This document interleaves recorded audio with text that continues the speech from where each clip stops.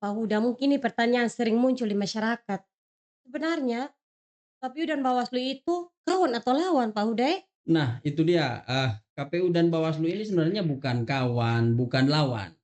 Jadi KPU dan Bawaslu ini adalah suatu, lembaga yang sama yang sudah saya sebutkan tadi sesuai dengan amanat Undang-Undang Nomor 7 Tahun 2017, yaitu sebagai penyelenggara pemilu. Nah, memiliki fungsi dan peran yang masing-masing pula. KPU memiliki fungsi sebagai, pelaksana teknis dan Bawaslu sebagai pengawasnya.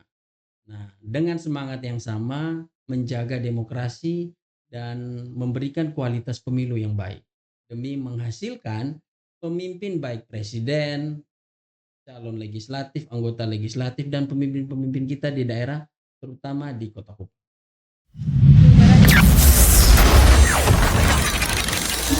Berarti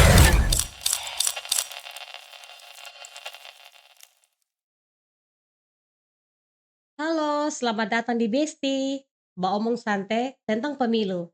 Podcast resmi KPU Kota Kupang untuk kamu yang ingin tahu, paham, dan peduli tentang pemilu tanpa harus kaku. Beta Ros dan hari ini kita mau bahas topik yang sangat menarik, yaitu sinergitas penyelenggara pemilu dalam masa non-tahapan pemilu dan pilkada. Pemilu telah selesai, hak suara telah digunakan, hasil telah ditetapkan, para pemimpin telah terpilih. Namun satu pertanyaan penting masih tersisa. Siapa yang menjaga demokrasi ketika tidak ada pemilu? Nah, hari ini kita akan membahas bagaimana hubungan kolaborasi dan sinergitas KPU dan Bawaslu Kota Kupang tetap berjalan meskipun saat ini kita berada di luar tahapan pemilu dan pemilihan. Oke, Besti, telah hadir di studio kami hari ini anggota Bawaslu Kota Kupang, Bapak Muhammad Huda atau sering yang disapa Pak Huda. Halo Pak Huda. Halo Ibu Ros, apa kabar? Baik Pak Huda, sebelum Kotong bahas lebih jauh tentang tema pada hari ini, beta mau Bapak memberikan satu kata yang menggambarkan hubungan KPU dan Bawaslu Kota Kupang. Baik, pertanyaan yang sangat baik Ibu Ros. Halo sahabat podcast Besti KPU Kota Kupang. Terima kasih Ibu Ros sudah mengundang saya di sini. Hubungan Bawaslu dan KPU itu saya menganalogikan seperti sapu lidi, Ibu Ros, yang biasa Oh, mama-mama pakai di rumah. Jadi sapu sapu lidi itu melambangkan bahwa ada banyak-banyak lidi-lidi kecil yang diikat menjadi satu dan ikatannya itu adalah sebuah integritas. Sapu-sapu lidi itu berarti bagaimana Bawaslu dan KPU bersama, lalu fungsinya untuk menyapu kotoran-kotoran demokrasi. Itulah hubungan antara KPU dan Bawaslu. menarik juga ya, sapu lidi. Banyak masyarakat yang masih menganggap KPU dan Bawaslu Kota Kupang selalu berhadap-hadapan atau saling mencari kesalahan. Padahal kenyataannya tidak sesederhana itu ya Pak Huda. Ya, memang benar bahwa kondisi KPU dan Bawaslu Kota Kupang sering dianggapan bahwa seperti mungkin Tom and Jerry ya. Foto menjer Iya, ya Pak tapi ya. ya seperti kita tahu bahwa KPU dan Bawaslu Kota Kupang itu berada di payung yang sama. Kita KPU dan Bawaslu berada di payung yang sama, yaitu payung penyelenggara pemilu. Nah, karena berada di payung penyelenggara pemilu, maka kerja-kerjanya juga harus menjunjung kerja-kerja jujur, menjaga demokrasi demi pemilu yang berkualitas. Pak Huda, mungkin ini pertanyaan sering muncul di masyarakat. Sebenarnya KPU dan Bawaslu itu kawan atau lawan Pak Huda? Nah, itu dia, KPU dan Bawaslu ini sebenarnya bukan kawan, bukan lawan. Jadi KPU dan Bawaslu ini adalah suatu, lembaga yang sama yang sudah saya sebutkan tadi sesuai dengan amanat Undang-Undang Nomor 7 Tahun 2017, yaitu sebagai penyelenggara pemilu. Nah, memiliki fungsi dan peran yang masing-masing pula. KPU memiliki fungsi sebagai, pelaksana teknis dan Bawaslu sebagai pengawasnya. Nah, dengan semangat yang sama, menjaga demokrasi dan memberikan kualitas pemilu yang baik, demi menghasilkan pemimpin baik presiden, calon legislatif, anggota legislatif, dan pemimpin-pemimpin kita di daerah, terutama di kota Kupang. Berarti meski memiliki tugas yang berbeda, tujuan akhirnya tetap sama ya Pak, yaitu memberikan pelayanan terbaik kepada pemilih dan menjaga kualitas demokrasi, Pak? Ya, seperti yang analogi tadi saya bilang, Bros, sapu lidi, bagaimana kita bisa, berbeda-beda, memiliki fungsi dan tujuan masing-masing, namun kita satu, membersihkan dan menjaga kualitas demokrasi yang ada di Kota Kupang. Itulah fungsi dan peran KPU Kota Kupang dan Bawaslu Kota Kupang. Oh, baik, Bapak. Sebagian masyarakat mungkin berpikir bahwa setelah pemilu selesai, KPU dan Bawaslu juga ikut libur. Padahal faktanya tidak demikian. Bisa dijelaskan apa saja aktivitas Bawaslu Kota Kupang di masa non-tahapan pemilu dan pilkada ini, Pak Huda? Sebenarnya ini pertanyaan yang sangat menarik sekali, Ibu Ros. Banyak, masyarakat yang bertanya, "Apa sih kerja Bawaslu setelah selesai masa non tahapan?" Kalau di masa non tahapan ini saya bilang ini adalah ruang yang paling menarik, ruang yang paling bagus bagaimana kita melakukan evaluasi terhadap kerja-kerja di masa pemilu, di masa pilkada. Selain kerja-kerja pengawasan, kita juga bisa melakukan evaluasi terkait dengan kinerja SDM kita, baik di tingkat Bawaslu Kota Kupang ataupun yang ad hoc kemarin.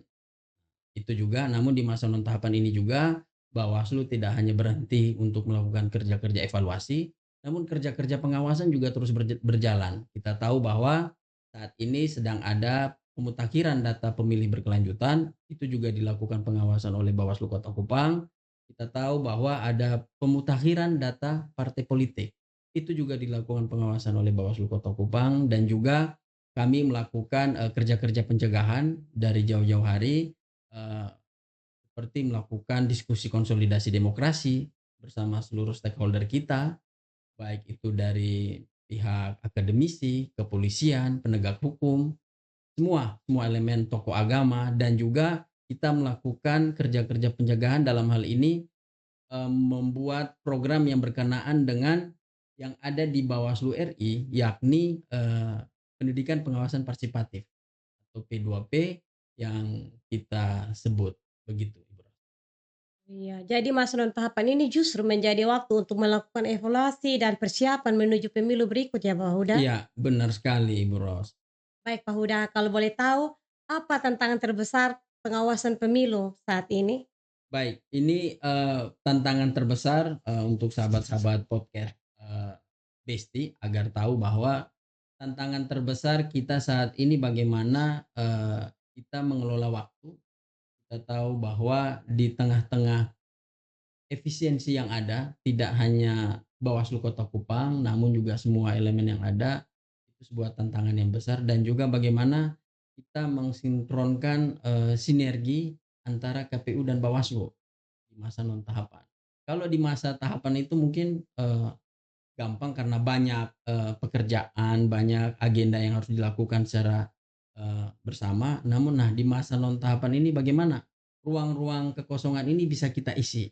Itu menjadi tantangan dan konsep-konsep apa yang harus kita siap. Itu menjadi tantangan tidak hanya untuk, Bawaslu Kota Kupang, bagaimana juga kita memperkuat sinergi antara Bawaslu dan juga. Berbicara tentang sinergi, bentuk kerjasama antara KPU dan Bawaslu Kota Kupang selama masa tahapan non-tahapan ini seperti apa, Pak Huda? Bisa jelaskan sedikit saja juga baik untuk sahabat Besti. Oke, baik sahabat Beski, eee, podcast KPU Kota Kupang, kira-kira itu, apa yang bisa kita sinergisitas apa yang bisa kita lakukan antara Bawaslu dan juga KPU. Satu, seperti mengisi forum-forum, pendidikan pemilih atau pendidikan untuk, apa, calon pemilih kita, gitu. Jadi contoh saat ini bahwa, eee, kita melakukan seperti kegiatan-kegiatan podcast seperti ini, Ibu Ros, juga bisa kita sinergikan. Kebetulan kita juga ada, podcast Bakotak Bawaslu Kota Kupang, nanti juga bisa kita sinergikan dan juga melakukan, seperti yang kemarin sudah dilakukan oleh KPU dan Bawaslu. KPU ada KPU mengajar, mengundang kehadiran Bawaslu, Bawaslu ada kegiatan diskusi konsolidasi demokrasi juga kami hadir ke KPU dan juga nanti tidak menutup kemungkinan ke depan pasti ada program-program lain yang bisa kita sinergikan bersama. Begitu Ibu Ros. Oh iya ya, menarik sekali Pak Huda ya. Apakah koordinasi tersebut penting untuk menjaga kualitas data dan pelayanan kepada masyarakat? Menurut Pak Huda sendiri bagaimana?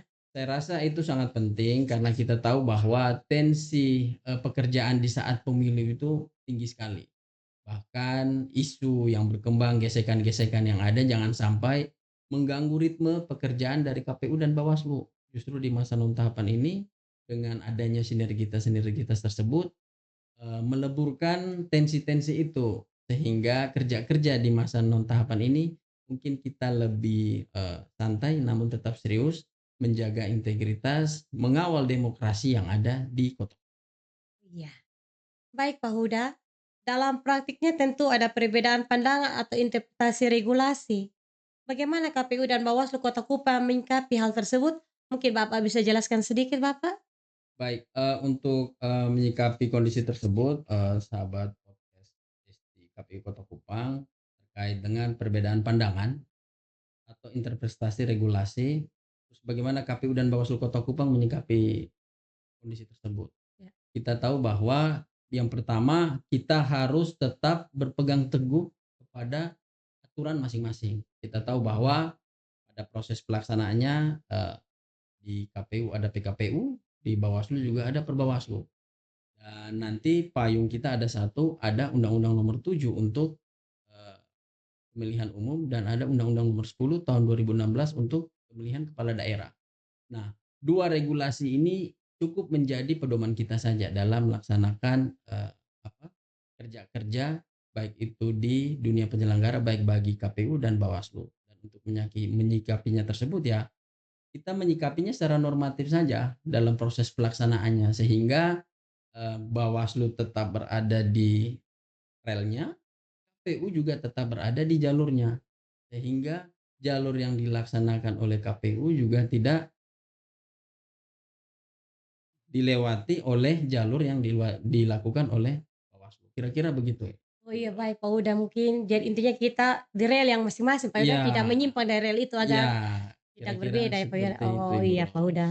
Baik Pak, mohon spill loh Pak Huda, apa hal penting yang paling menarik selama berkoordinasi dengan KPU Kota Kupang baik secara saat pemilu ataupun pilkada dalam masa non tahapan ini khususnya Pak Huda? Ini mau jawab dengan jujur atau Ya mungkin dengan jujur agar sobat besti di rumah ya juga bisa untuk tahu. baik, untuk sobat Besti di rumah, sobat podcast Besti ya, Ya podcast podcast besti. KPU Kota Kupang di rumah, untuk hal-hal menarik dalam sinergitas ini adalah, eee, mungkin di masa ini saya lihat pada saat pelaksanaan pemilu di hari H, eee, ada, informasi terkait dengan, sedikit kendala ada di satu TPS di Kota Kupang.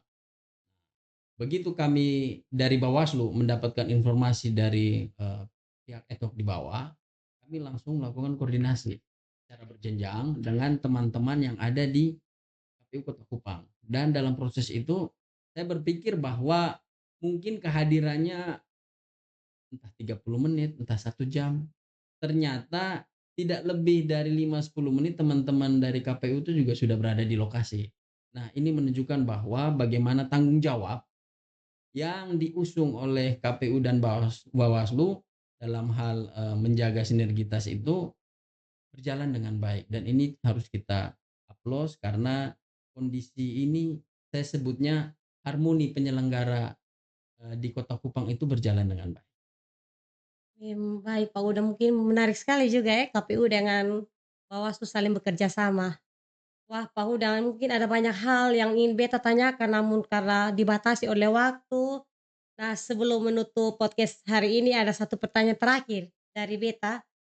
Selain KPU dan Bawaslu, masyarakat juga memiliki peran penting. Apa pesan dari Pak Huda sendiri kepada masyarakat agar tetap ikut berpartisipasi, mengawal demokrasi meskipun saat ini tidak ada dalam masa tahapan? Bisa mungkin Bapak Huda sedikit jelaskan kepada Sobat Besti? Baik, sobat Besti, ini, pertanyaan yang sangat menarik. Eee, yang pertama, berani tolak politik uang. Yang kedua, ayo rame-rame hadir dan melakukan coblos langsung di TPS sesuai dengan aturannya. Yang ketiga, ayo tingkatkan, pengawasan partisipatif sehingga setiap ada laporan, setiap ada, hal-hal yang mencurigakan di lingkungan kita, ayo segera berani melaporkan ke Bawaslu Kota Kupang. Sehingga kehadiran masyarakat sebagai ujung tombak dalam proses, pelaksanaan, demokrasi di Kota Kupang bisa berjalan dengan baik dan juga demokrasinya terjaga. Dengan begitu kita bisa menghasilkan pemimpin-pemimpin yang berkualitas di. Jadi Sobat Besti, dari obrolan hari ini ketong bisa simpulkan bahwa meskipun tidak sedang berada dalam tahapan pemilu maupun pemilihan, KPU dan Bawaslu tetap bekerja menjalankan tugas dan fungsinya masing-masing melalui koordinasi, komunikasi, dan sinergi yang baik. Kedua lembaga terus berupaya menjaga kualitas demokrasi dan hak pilih masyarakat. Demokrasi sejatinya tidak hanya hidup pada hari pencoblosan, demokrasi juga hidup dalam kerja-kerja sunyi yang seringkali tidak terlihat oleh publik. Kerja memastikan data pemilih tetap akurat, kerja melalui melakukan evaluasi, kerja membangun literasi demokrasi, dan kerja menjaga kepercayaan masyarakat terhadap proses kepemiluan. Dalam kerja-kerja, KPU dan Bawaslu Kota Kupang terus bertemu, berkoordinasi, bahkan bersinergi. Baik Pak Huda, makasih sudah omong santai dengan beta di podcast Besti. Terima kasih atas kesempatan dan waktu yang sudah diluangkan Pak Huda. Baik, terima kasih juga Ibu Ros yang sudah mengundang kita, dari pihak Bawaslu Kota Kupang untuk ikut dalam sinergisitas ini dan hadir hari ini perdana di podcast Besti KPU Kota Kupang. Dan terima kasih buat sahabat-sahabat Besti, yang selalu setia menonton dan terus ikuti, hal-hal yang menarik yang disampaikan oleh KPU Kota Kupang. Terima kasih. Tetap ikuti podcast Besti Omong Santai tentang pemilu, karena makin kita tahu makin kuat demokrasi di Kota Kupang. Jangan lupa ikuti terus informasi terbaru seputar kepemiluan di sosial media resmi KPU Kota Kupang. Sampai ketemu di episode selanjutnya Besti. Ingat, katong pemilih, ketong memilih. Terima kasih.